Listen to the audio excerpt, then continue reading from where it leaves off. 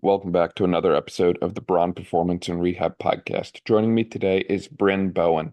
Brynn and I cover a lot of different topics surrounding her journey with lacrosse.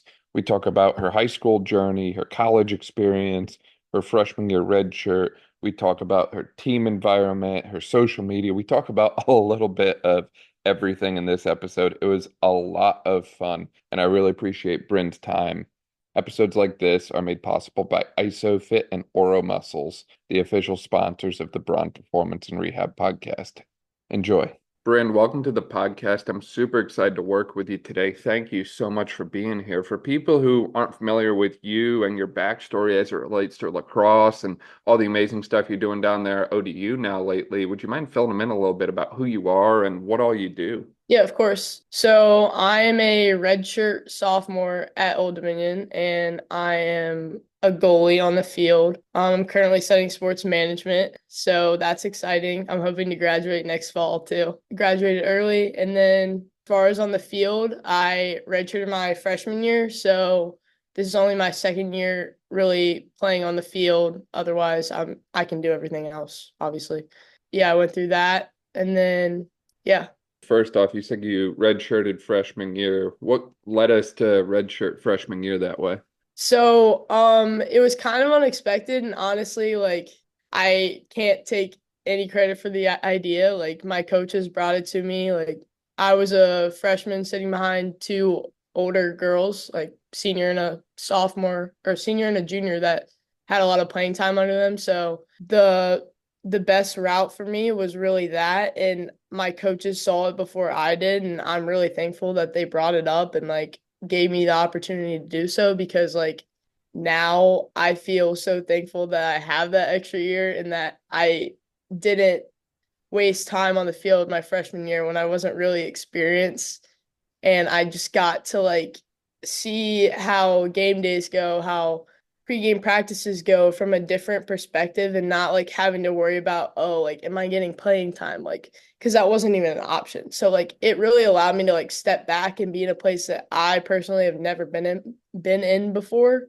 And so I think that was really like eye-opening to like the whole experience of college. Like, you just value like your game time more and your experience more, because now I can say that I feel so more prepared like to step on the field and play against like different opponents. I mean, it certainly sounds like one small step back led to a giant leap forward for you that way. And I'd imagine it was quite, based on the way you just kind of explained it that way, it sounds like it was quite a jump from high school to college that way. And I mean, you were a stud lacrosse goalie, or a stud lacrosse player, I should say, in high school by the sounds of it, right? Like, I think you were an All-American or something like that. So to hear that it's still a little bit of a like leap from high school to college, even when you're at the All-American level, is kind of eye-opening for me, I would say. I mean, that's definitely true. Like, it was eye-opening for me, like seeing I've never been in a place before where like I didn't just play like and be on the field all the time. Like, so like coming up to college, you obviously like it's like a step back. You're like, oh, like you're obviously not top dog anymore. And I'm just glad that like my coaches allowed me to do that, because it really set me up for success and where I am today.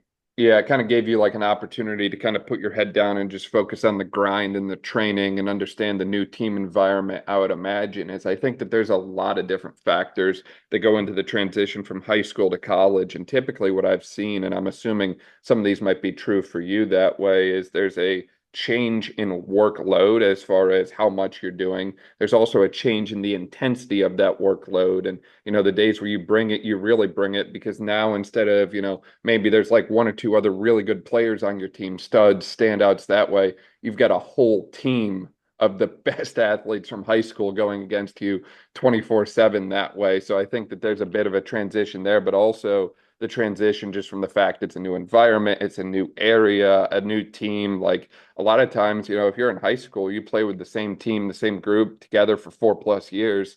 Now you go to college and it's like hitting the refresh button. And I think that there's a adjustment period that comes with those things. Yeah, for sure. I would say the other piece too is making sure that athletes have enough available to them to kind of help ease that transition that way. What kind of things have you found really helpful and beneficial for you when you kind of transition from high school to college?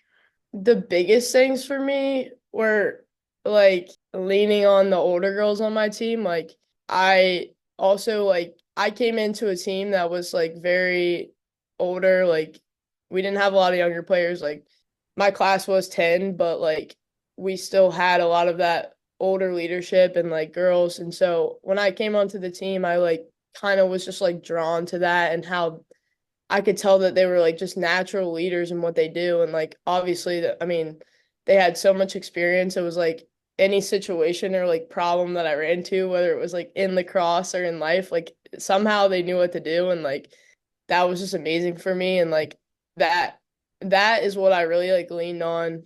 And I can't say that I still lean on them. Like they're not on our team anymore, but sometimes I'll just give them a phone call or I'll send them a text and then I'm like, hey, like this is going on. Like I know you're not here. You don't really know what's going on, but like maybe you have some advice for what I should do or like how I should like handle this. And like they still don't know what to do. So Yeah, and I'd imagine it's kind of full circle now because I'd imagine there's like a freshman or underclassman that's doing the same thing with you that way. yeah, it's pretty cool to see it. I'm glad that it is coming full circle because I feel like I'm kind of giving back because I know I use my resources a lot. So I hope I can help the next It's generation. it's amazing to me how much that team environment and team factor matters in this whole conversation surrounding sports that way, right? Like you can have the best performance staff, you could have the best players on the team. If they don't gel and mesh together cohesively, things don't usually go well. And we see that all the time in high level sports. It's, the right athletes, just the pieces didn't fit together like we thought they would that way. And I think that that's probably one of the most important things for athletes that way is just making sure that you kind of develop that really solid team atmosphere and team environment that way. And honestly, I know a lot of people critique social media, but I actually think social media helps that stuff. I mean, at this point, my like Instagram feed and TikTok feed is pretty much just all college athletes doing stuff together that way. But it's nice to see that kind of stuff because I don't remember that being as like commonplace 5, 10 years ago when I was kind of in high school, college that way. I mean, we try to hit that on the head too. Like we do a lot of videos and I mean, I run my own TikTok account for that and like I think it's fun to like see when you do like a question of the day or something like that and like you get the like freshman in there that doesn't talk as much. Like it's fun to see them like really step into that like team atmosphere and they like really just feel like included and brought in by each other. Tell me a little bit more about your TikTok experience there, Bryn. What kind of things do we like? Any favorite dances, trends, anything of that sort? So I started it last year and because I got some mics for Christmas. And so I was like, I really want to like get into this like social media. I want to like grow our team's like presence on online because like I don't think our school can technically run a TikTok account because we're in Virginia, something about that. But so I was like, oh, I'll just like make videos of our team like having fun and stuff. So it's still a work in progress and I'm still trying to get followers, but we do questions on the bus and then we'll do dances here and there and we just make like random goofy videos. I just made a video of like our coaches signing their old pictures of them playing. So that was really fun. I also do like the we started a new series on our Instagram. It's called the like meet the first years and so I've been doing that and that's really fun because it lets me get to know them on a different level like even before it gets posted on Instagram like I'm the one interviewing them getting to know them bringing out the goofy side in them so like Instagram gets to see that. Does everyone have a goofy side? Not everyone has a goofy side and if they do it kind of takes a while to bring it out so I can't always get that the first time but some people that have a goofy side don't always show it at first and that those are the ones that it's really really fun to like bring out.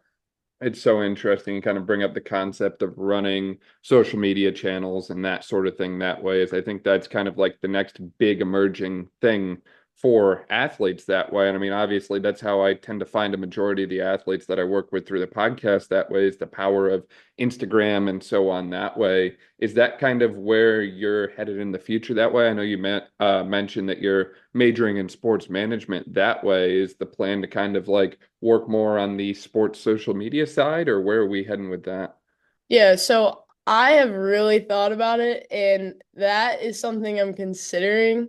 I would like to do like what I'm trying to do now, but obviously in a bigger scope because I would have more time to do it. But I think that's a real possibility, and I would love to like work with a specific team at a university and like just really like because when you do a role like that, you really have to just like get to know the team first so that you know what the type of personalities you're working with and like what kind of videos you can do because I mean, just speaking from like our team, like I know there's certain people on our team that just like generally don't really want to be on the camera and that's okay, but you have to know who your like bigger personalities are and like who's just gonna say yes to like doing a video. That way you can like really bring the energy out and like show the internet that you do have these big personalities on your team and like that they're fun to be around. Because then, like, if you show it on the internet, like people are going to come to your games and they're going to want to be around your players in person. So it sounds like everything kind of starts from the social media or the online presence, and then it kind of trickles in and feeds the rest of the program from there, is what you're saying. And I'd imagine too, that's probably huge in recruiting because I feel like most of the time kids are on TikTok and Instagram a lot more than they're on like, I don't even know what recruiting websites exist anymore. Like, is Huddle still a thing? Like, So too, I definitely think like that's a big reason I like doing the videos. Like, it just is a great way to show like real like what's genuine and what's not. Like, if recruits see us doing these goofy videos, like it's easier for them to connect than when like they just see like pictures of us playing, you know? throw a little sappy motivational quote over it, right? Like that's Yeah. I see a lot of that stuff and I think it's good to a certain extent, but like you mentioned, that's not always what people want all the time that way. How long does it take to kind of create some of these different video content things that you've mentioned or referenced that way? And what kind of things do you think, athletes themselves should be looking to do on their end in relation to like the content creation piece? Usually, because I'm not like really delved into it right now because we're not in season, so I'm only seeing my teammates like every so often. I'm not doing that many videos right now, but when we're in season, like I'll try to like think of a couple ideas for like a upcoming week or something, and then I'm like kind of thinking about who's on the team, like who I need in each video, and like what's really gonna make that video. So I'll come up with the ideas and like see what's trending on TikTok, and then I'll be like, okay, like we're gonna do this video this day, so I need you guys to like come in, or I need like you guys to come to my side of the bus or something like that, or I'll just go find them. And then like I'll get the video and depending on what type of video it is, like some of the things that I've done, like the questions with I did like a questionnaire for like seniors when we did a senior media day shoot. I like I did like who would you not let date your brother? And so I kind of like I like cut out headshots of our like roster pictures and like stuck them on the spot of the video where like people were like, oh, this person or this person. And so that took a little while, but really not that long. Like I finished those videos in like a day if I like really edited them. And it wasn't that much editing. So, I mean, it's not really a hard process. And I think like if you do enjoy that side and you do want to grow your brand, it's like very motivating to like want to get it done. Like I'm like, like I really want to see like the end product of this video. And like my teammates are like texting me like, hey, when are you posting the video? Like it's kind of like motivating to get it done because people want to see it and like you know that it's gonna help get exposure to your team or your brand. Yeah, no, definitely. I love that. And I mean, it certainly sounds like it's something that takes a little bit of time, but the reward is well worth it that way. But I'd imagine there's been times or instances in the past where things don't always go your way, whether that's lacrosse related or just building the brands on social media that way. What kind of like things have you seen kind of like not go your way? What kind of obstacles have we faced on either of those fronts? And what have we kind of done to overcome them so far, Bryn? Yeah, I mean, I'll hit the social media side first. Like, as far as that, like, it's kind of hard, obviously, to just start like a TikTok page. Like, you have I have what maybe automatic 40 followers because my teammates, but like then after that, it's like all growing on my own. And like as far as that goes, like you just really have to keep posting. And that's what a lot of like creators say. Like you have to just keep posting and keep coming up with ideas because like you never know when that one video is the video that is gonna get you the followers and get you the likes. And like I think that's what I have to remember sometimes because I do get a little down about how like it hasn't taken off that much yet or like I don't have that many followers. So it's like I get that in my head, but then I have to kind of remember like, oh, like I am really doing this for my team. Like it's not all about me. Like I do want to see this page go somewhere, but it's really just because I want to get the exposure for my lacrosse team and so that people know about us and people know like our personalities. Lacrosse side, obviously, like I think something a lot of people like struggle with like is like playing time and like not seeing exactly what you want.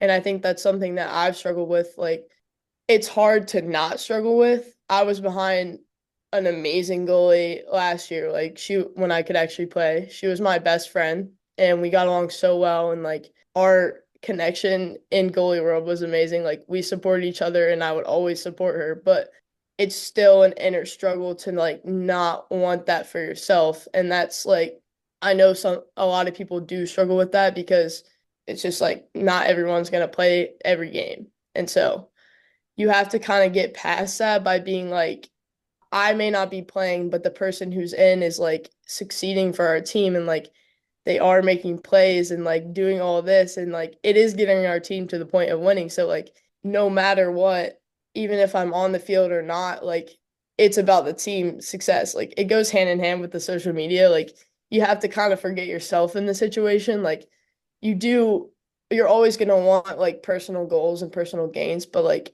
when it comes down to being on a team, like it's team first and like you have to remember that kind of in every situation you encounter in college. Yeah, and I'd imagine that's a bit of a paradigm shift because, for at least 2 years straight when you're in high school, it's all about how do I get recruited? How do I put together my highlight reel? How do I stand out? What do I do to make it to that next level? And then you get there, it's like a complete 180, and it's like, hey, it's no longer about me. It doesn't matter what my own stats are or what role I play or how much I play. It's about, hey, I'm on this team. Can we win the conference? Can we win this game? Can we win, a natty championship or something like that? It's all about like that impact you can have again as more of a cohesive unit, I think, than as an individual that way. And I think that's again, kind of like we mentioned earlier, it's a big transition time, but it's also a great learning opportunity for people that way. Like it obviously sounds like you formed a great connection with, the other goalie that way. You two formed a great friendship. And it sounds like that's still going on to today, which is awesome to hear. But, at the same token, it's so easy to look at that and just be like, wow, I'm so jealous because she gets to play and I don't, or something like that. So it's like there's a bit of like almost like a maturing that comes from sport in relation to that, I think. And this is where I think a lot of the lessons we learn from sport set us up for success later in life, right? Like you don't learn that outside of playing sport. You learn it by like engaging in team sports and, you take those lessons with you for the rest of your life, I think. Yeah, I agree. Yeah, and I think I think the other piece to that as well is recognizing like where you're at in that process yourself personally, right? Because I think it's normal to face a little bit of jealousy, and I think it's normal to want to play, right? Like everyone's there because they play lacrosse and they want to play more. It's just a matter of like not letting those kind of things overtake, so to speak, if that makes sense. And that might not have been worded the best, but that's just what came to mind for me. I Like think don't let it be so much that you forget the team goal. right. And I think the other piece too is this is a way to kind of use it as like motivation for yourself, right? Like, hey, I don't have the playing time I want yet. I'm not where I want to be yet, but now I'm going to like step it up. I'm going to practice more. We're going to do extra reps or, we're going to do, more work with strength and conditioning coach or whatever it is that way, right? Like you put a little extra time and you grind a little bit harder because you're not where you want to be yet. And I think that kind of like helps motivate and fuel that fire a little bit too. What do you feel like was the biggest thing that helped you get to college lacrosse? Because obviously there's a lot of kids I work with that are in high school and their, lifelong dream is, look, I want to play college lacrosse or I want to play college sports somewhere. What do you feel like you did so well in order to get recruited and end up playing D1 that way? Yeah, so I'm honestly from an area that like lacrosse is like known, but it's not big like out here. Like I'm in Southwest Virginia. We don't have lacrosse clinics and stuff like that, just easy access. So I definitely like I worked really hard in my recruiting to just get my name out there. And like we also I made a switch about my freshman year. Like instead of playing club here in a small club, we started driving 6 hours round trip to go to practice in Richmond at for Yellow Jackets South. And so I think that was a big step, honestly, because I was getting better just because I was going to practice. Like I was seeing better teammates, like, and it was just allowing me to grow because I was being pushed in a different environment. And I think the club director there does like a really good job of like getting you looks and just like talking to coaches for you. So I think that was a big step. But also I know that I went to a lot of like small like clinics and stuff, like small like winter clinics, not like big summer camps and stuff, but like the little winter clinics where there aren't that many people there. And I know that got me a little bit more visibility because it like showed and when I was actually able to talk to coaches, like I went to a camp and they were like, "Oh, we saw you like at the camp and like that's the reason we know about you and stuff." So I think like it's really like I got recruited during COVID, so like we didn't have that much during that time. So I think like even now it's like easy to get your name out there just by being seen because coaches like as much as they like seeing film online, like if you're in person and in front of them, they're gonna be drawn to you even more. And like I think that's what got me there. And like I don't know. That's pretty much it. Yeah, so it sounds like you've really got to put yourself out there, but you also have to really surround yourself with the highest level of competition that you can early on that way in order to kind of bring out your best as an athlete on the performance side. And it sounds like that there's probably a lot of sacrifice that goes into that as well. You mentioned you're driving 6 hours round trip, and I'd imagine that's multiple times a week. And I'd imagine that that's probably not the norm for kids in high school where you're from, is most kids are probably just like, nah, we're going to stay at home, hang out on the weekends, do X, Y, and Z, whatever it is that way. And you're probably like, no, I'm going to be road tripping. I'm traveling for lacrosse, or I'm doing this for lacrosse. And it's like, I feel like you end up kind of missing out on some of the, quote unquote, typical, enjoyable, fun things that you would normally experience in high school in exchange for sport. But that kind of creates a better life for you. You get something that almost no one else can get that way. You look at the stats of how many athletes go from high school to college at any level, or, the stats of high school to D1, like not many people get to make that jump or transition, right? So you get to do something that a very select group of people ever will get to do that way because of the sacrifices that you made early on. And I think that's something that's really, really special. Yeah, I mean, I wouldn't trade it for anything. Like, we had a group of girls from here. We would carpool every Sunday, and like, it was some of my best memories, like being in the car for 3 hours at a time and like getting to play lacrosse. Like, that's like a dream for me.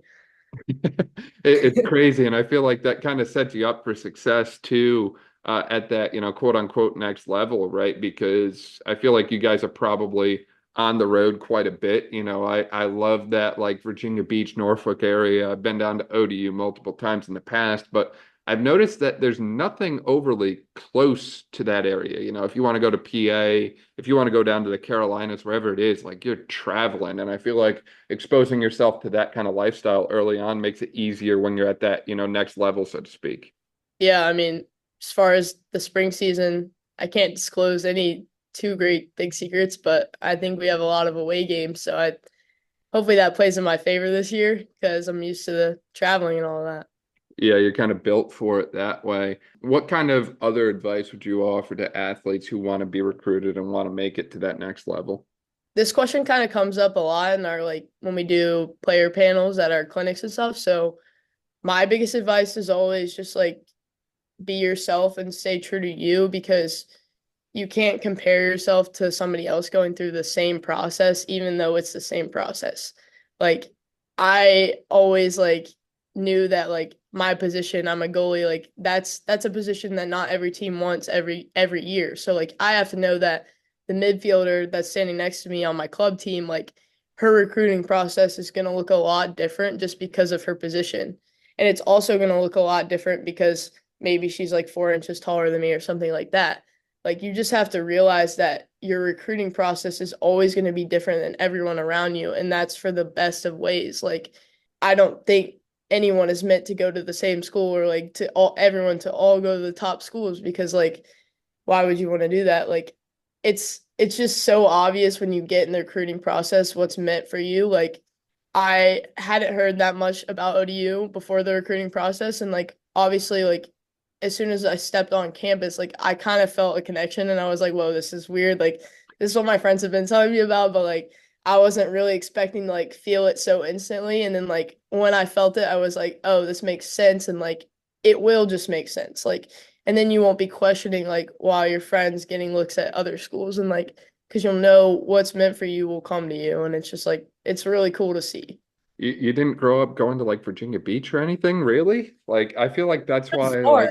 I was gonna say, I feel like that's why a lot of people I've talked with ODU and even where we're up here in Salisbury, they're like, oh yeah, I grew up going to the beaches and I want to be closer to the beaches. So that's funny that it's a little different for you. I like that.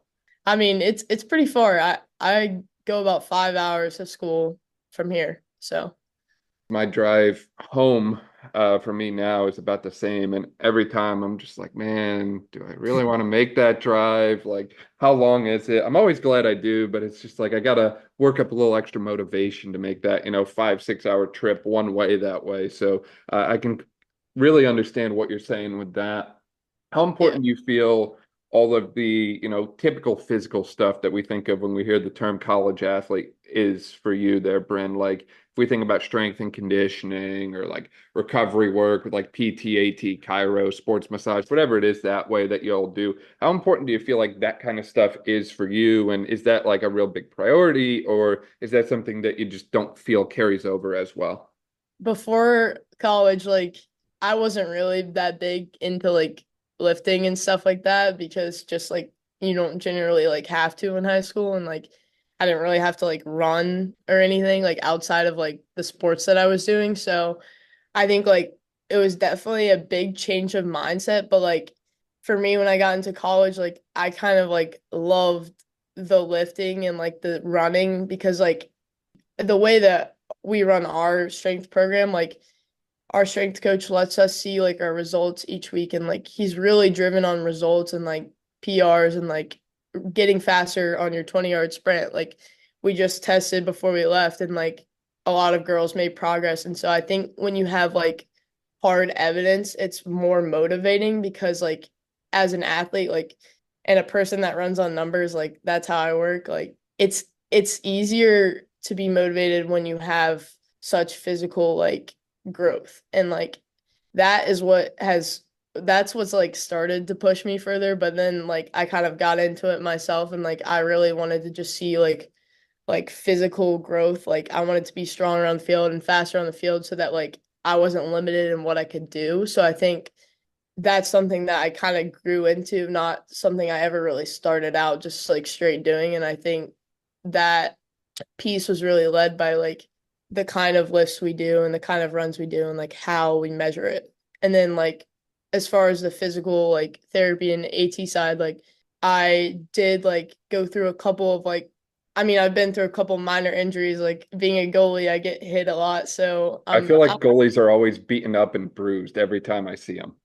yeah, I'm always having bruises and like so I do see my athletic trainer like at least once a week if I'm doing good because I if I'm not if nothing crazy's going on then I'm just seeing her for like regular treatment and like that's something that you really have to like control too because that is an area of your life when you're a college athlete that you have to give time to or else like you won't be able to do as much in the weight room or on the field because like if I'm not feeling so hot from a couple bruises or something like I'm not going to feel so hot in the weight room or the on the field when I'm running like it just goes hand in hand and you really have to balance like the time that you give and make sure that you carve time for your athletic trainers and like doing recovery and stuff like that or like if you're facing an injury like it's important to get in there and even when I face like small injuries I wanted to be in the training room because I wanted to be back on the field like it just goes hand in hand.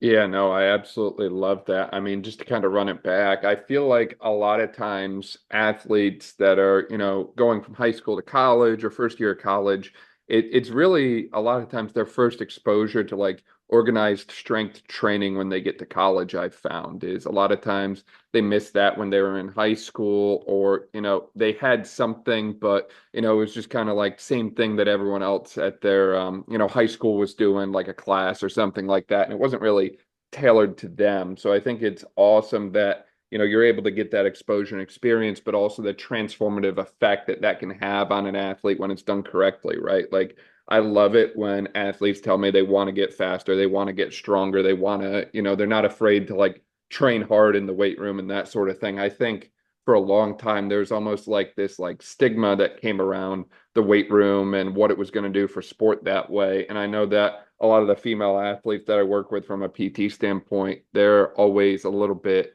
timid at first when we start to like get them under a barbell or something like that. And they're like, wait, this is physical therapy and I'm like gonna lift like a bar. And it's like, yes, you are, because that's what we need at this, time. We just need a little bit more strength for things.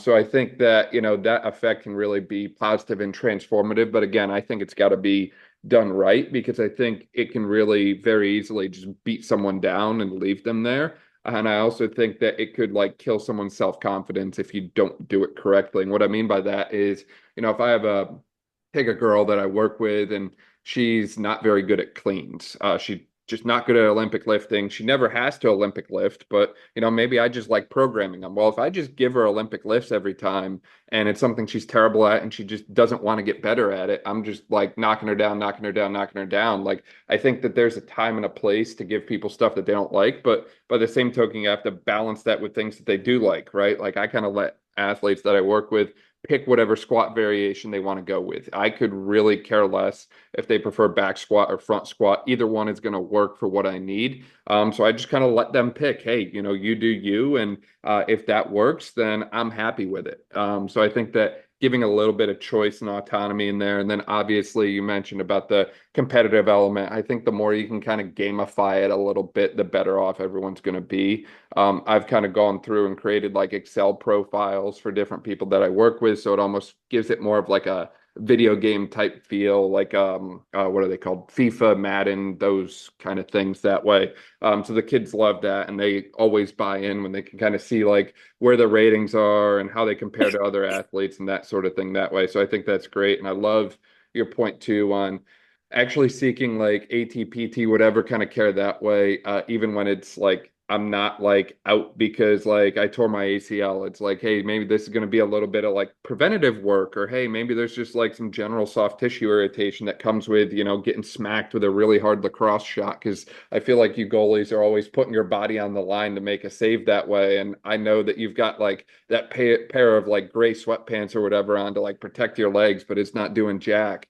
So obviously, I think a lot of that stuff, early and often can really go a long way long term and kind of like maintaining that performance or even like improving it if there's little things that you might not have like caught otherwise. Yeah, I agree. I mean, you definitely the resources are there, so you might as well use them when you're a college athlete.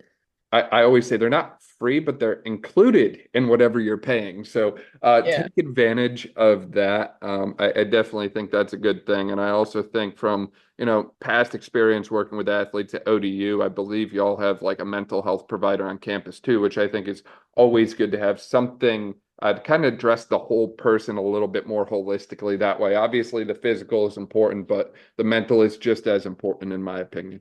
Yeah, I agree. We definitely have an awesome staff there, and like our athletic department has really worked on that to give us like what we need. If you could take kind of that staff and like high performance model that you currently have at ODU and kind of scale it down to a level that would be really, really good for the high school athlete or the next generation of athlete, what kind of things do you feel that they really need exposure to versus what kind of things do you feel like maybe not be as important for the high school athlete? At least speaking from my experience, like the biggest thing that would have like probably pushed me more in high school was like if I had a strength coach that like was like building a program for me and like knew exactly what I needed to perform on the field. Like, I mean, speaking from what we have now, like our strength coach guy, he's awesome and like he's really worked and like tailored to figure out like what type of lift does a lacrosse player need. Like he's normally only doing football, so he's done a lot of research and like work on like figuring out what type of lifts we gotta do to get better. So I think like if you have that on the high school level, like that would be just like phenomenal for an athlete because you're already getting the work that you would as a college athlete. So you're already getting yourself one step ahead. I don't know about a physical therapist because I don't know like if I wasn't that injured, like I never had major injury in high school, so I can't really speak for what that would feel like, but I think obviously you that if you don't have that person, like I know it would be hard because seeing a lot of girls on our team deal with ACL struggles, like their athletic trainer is like kind of their main support system in that time. Like that's the person they're seeing day in and day out. So I think like if you're going through a big injury struggle in high school, like that could really be your person in your support system. And like sometimes athletic trainers and strength coaches like kind of go hand in hand. Like they do a lot of the same work and like it could be really important for a girl who like just tore her ACL to have that person in her life because she knows they understand what she's going through and like that's the person that's like cheering them on the whole way. Like our athletic trainer has obviously rehabbed a lot of ACLs because we had like 5 ACLs 2 years ago, but it's crazy to me like how connected she was to all those girls just because they were in the athletic training room and then she sees them on the field and she's like, "Oh my gosh, like that's my girl. Go girl." It's crazy to watch people go full circle that way. And obviously, I love the fact that you have not had any major injuries. Like, let's knock on wood, let's keep it Yeah. that way. I always tell people that I look forward to the day that I close down the PT side of what I do because no one gets injured anymore. I would Yeah. love for that to be a reality. I will say, I think that, and you kind of alluded to this as well is if you do, unfortunately face an injury or struggle with an injury, like get to the right people who can definitely bring you back, right? Like if you walk into the PT clinic and you're surrounded by people old enough to be your grandparents, you're probably not in the right place. Like you need a place that's really built and geared and tailored towards athletes and what athletes need. And if you're not in that place, like I highly recommend changing your environment and changing your scene a little bit just to kind of get something a little bit more tailored to what you need and what can actually get you back because I've seen some athletes go to that place and still get decent results, but more often than not they fall behind or things don't go as well because the individuals don't see that stuff on the regular on the day to day that way. So I definitely think the more specialized you can be as an athlete and surrounding yourself with athletic minded people regardless of what their title is. I don't care if it's AT, strength coach, chiro, I mean, you name it, mental health therapist, sports psych, right? Like there's a reason people specialize in sports and athletics. And I think that, the more you kind of stay within that sports realm as an athlete, the better, your overall treatment and care is going to be. But I might be biased on that a little bit for some reason. I mean, no, I think that that's very true. Like they just have those people in those professions have a different level of understanding like what it takes to be an athlete and like they know what your goals are. Like they know that you want to be back on the field. So I think those are the right people to push you. Now, earlier you mentioned about people who have like the big personalities and all that kind of stuff on the team. Are you one of those people yourself, Brynn, or? I would say I have a big personality. I don't know. I'm definitely not the biggest personality on our team, but I think I get up there just because I'm willing to do things like this and like put myself out there. So Give me some random things real quick here. What's your biggest hot take first off, Bryn? my biggest hot take. Oh, I feel like I that's just broke Bryn. I'm usually the interviewer. I'm not used to being You're like, wait, this is like yeah. different now. This is a role flip for me. This is gonna air on Wednesday, the day before Thanksgiving. What's our like favorite and least favorite Thanksgiving dish, Bryn? This might be my hot take. Is Okay. I like the turkey. Like my family does it right. They deep fry it in the deep fryer outside. Like they do it right and it tastes really good. So I'm like, I always say turkey and people always disagree because they think it's dry. And I'm like, that's just you're just doing it wrong, man. Least favorite, I would probably say like I don't ever touch like anything sweet potato. Like sweet Really? potato casserole, yeah, I'm not into that. Really? That It's funny because I freaking love the sweet potato stuff. So I guess you and I are a little different there. How about on the dessert side, like pumpkin pie, apple pie? What are we housing there? Yeah, so I always go for the apple pie, or my grandma makes like a mean banana pudding and it's really good, so I'll go for Really? that apple pie. Yeah. I wasn't thinking banana pudding and Thanksgiving for some reason. That wasn't the first thing in my mind, but I like it. I respect it. I am definitely a big warm apple pie guy, especially with like the Yeah, vanilla ice cream in there. Like you get that right. Oh my gosh, you're set. so good. On your lacrosse team, who's the current best friend on the lacrosse team? Oh, my best friend. Yeah. Is this gonna start some Or, arguments? or who is like Team Pookie, but that could open up a whole new set of things. We have our own team Pookie. You have a Team Pookie. We have a team Pookie. She's like known as Pookie. Her name's Callie Colhane. She's a senior attacker. Yep, she's Pookie. She's not Callie. She's Pookie. Is So that what her roster name is? yeah, it says Pookie on the roster. Dude, I love that. I would say my best friend, but I don't think I can say anyone or else I'm gonna get in trouble because I'm friends with a lot of people. So We're friends with everyone, but we have a Team Pookie. we have a team Pookie. What's favorite thing about ODU? A lot of things outside of lacrosse, I would say like the area. Like I come from a small town, like in the middle of nowhere, so it was kind of crazy to me, like how much there is to do in Norfolk. Like obviously you have the beach, but there's much more like downtown or like if you're bored, like that's a lot of what we've dialed into this semester. I mean, we've done a lot of fun things. Like we went paintballing, like I don't do that normally, so that was fun for me. And like we went to a escape room and we went to Busch Gardens. Like those are just fun things that I normally wouldn't get to do if I was just at home or going to school somewhere else. So Last one. What's the story behind the number? Where did number 21 come from? I have always been number 8, but obviously that wasn't available when I got to college, and you don't get to really pick that much. So I knew a girl that was on the team already, and she was kind of my like welcome buddy for being a freshman. She was a sophomore when I came in. So she was number 20, and she was like, okay, like next year, like this number's available. So like then our lockers will be next to each other and like we can hang out all the time. So I was like, oh my gosh, like that's so fun. Like, and like you get the like automatic like swag of 21. I don't know. It's just kind of like a drippy number. Like it's not normally a goalie number, so I think I kind of went out there with that one, but like I think it definitely suits my personality and like it just kind of fits. So I'm Yeah, glad no, I love that. It's so funny because growing up when I played soccer, I wore number 8 and number 21. So I always wonder what the significance of the number is for people. What's your favorite lacrosse memory?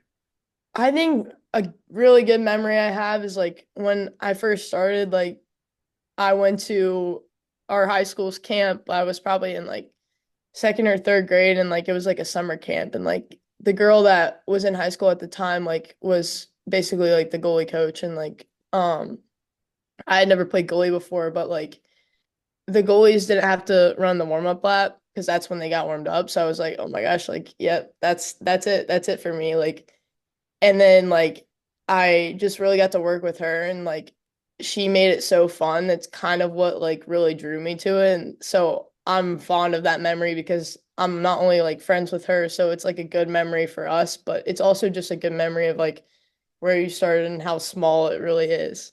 Brynn, as we start to wrap up here, I feel like we covered a lot of different things. Is there anything we missed or anything else we want to cover that way? I don't think so. I think we're good. We covered all the things. We love that. Brynn, for people who want to find out more about you and all the amazing stuff that you referenced on social media that way, where can they find you at online?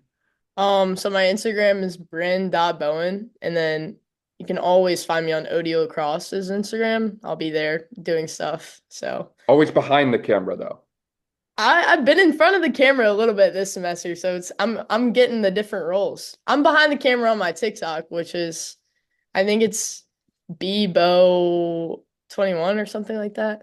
But let me look at that. I'm gonna have to look that up now. I'm gonna have to get on this. Brynn, I really appreciate your time and everything that you shared with us today. Thank you so much for everything you're doing that way. Of course, thank you for giving me this experience.